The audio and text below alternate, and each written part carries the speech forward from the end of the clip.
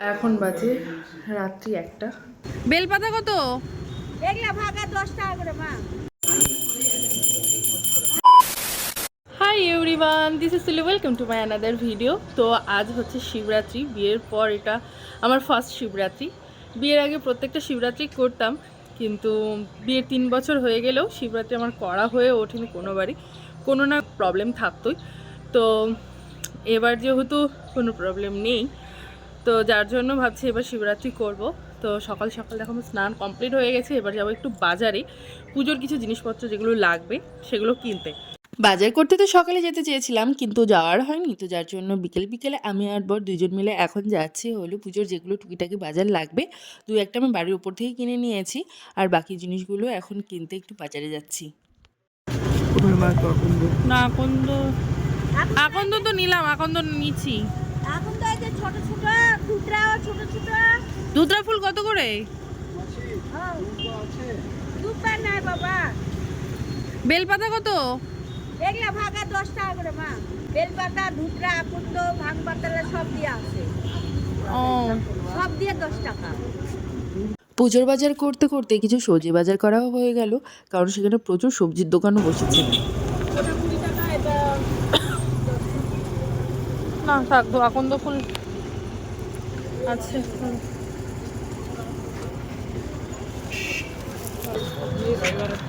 দাও, সব ফলই একটা একটা করে দাও। বাড়িতে তো সব রকমের ফলই রয়েছে, কিন্তু যেহেতু গোটা ফল দিতে হয় 5টা, তো সেটাই আলাদা করে কিনে নিলাম।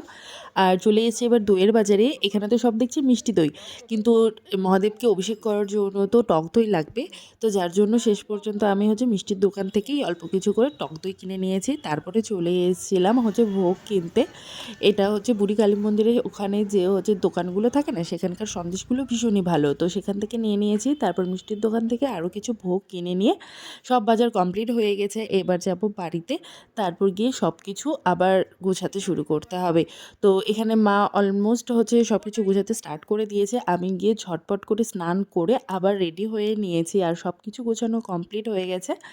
তো আমি আজকে পরেছি এই লাল পাড় সাদা শাড়িটা।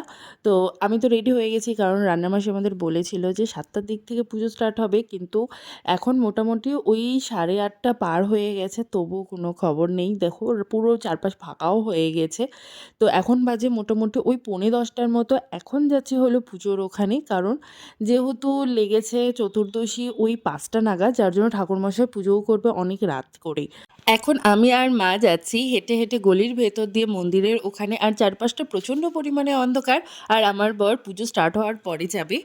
আর মাসির ওখানে পুজো দিতে এই জন্যই যাচ্ছি, কারণ আমার শাশুড়ি মার শিবলিঙ্গ বসানো নেই।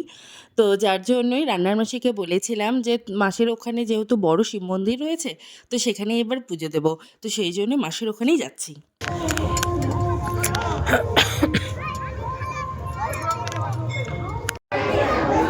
যাওনি? আর তুমি যাবা?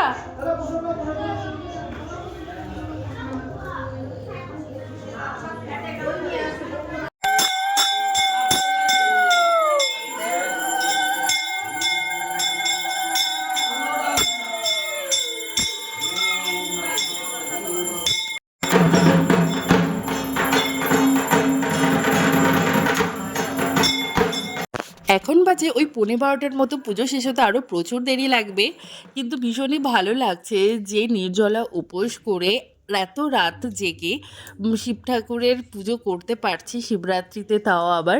এর আগে আমি মা কালীর জন্য উপোস করে নির্জলা উপোস করে পুজো দিয়েছি, কিন্তু কখনোই শিবরাত্রিতে এত রাত জেগে পুজো দেওয়া হয়নি আমার।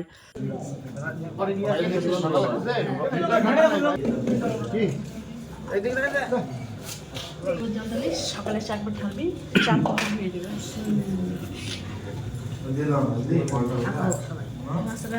এখন একবার ঢাললেই